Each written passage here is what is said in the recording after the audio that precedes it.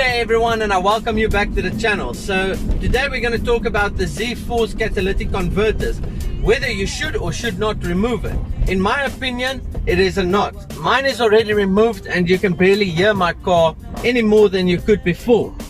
So the Z-Force exhaust system is designed at the motor's peak performance.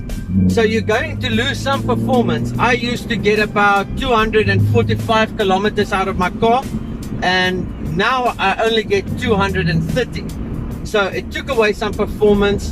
The only time you can really hear this motor that it is actually any louder is when I accelerate it. At idle, this motor sounds exactly the same as it did before.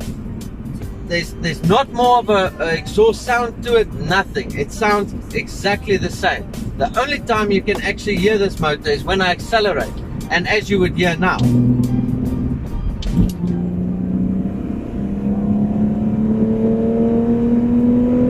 So this is the only time you can actually hear my motor and what it is made of.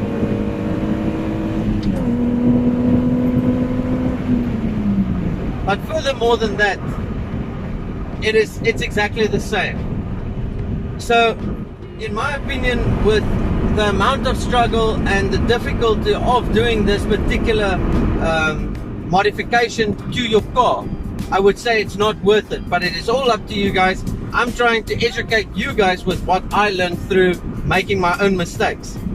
So just know the majority of that time is going to be a struggle. It's going to be a difficult task to take on. So that's it from me. Give this video a thumbs up and leave in the comment section if there's any concerns that you might have or anything that I can help you with. And then enjoy the video.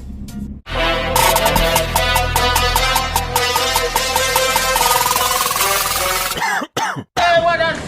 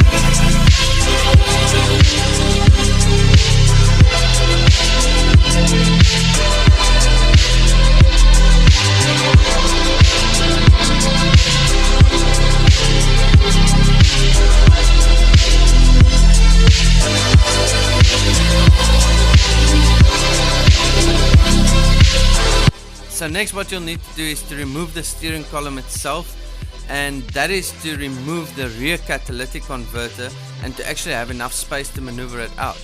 Now do not fear doing so, as the steering column itself, the steering rack, has a guide and a pin to line everything back up exactly how it was.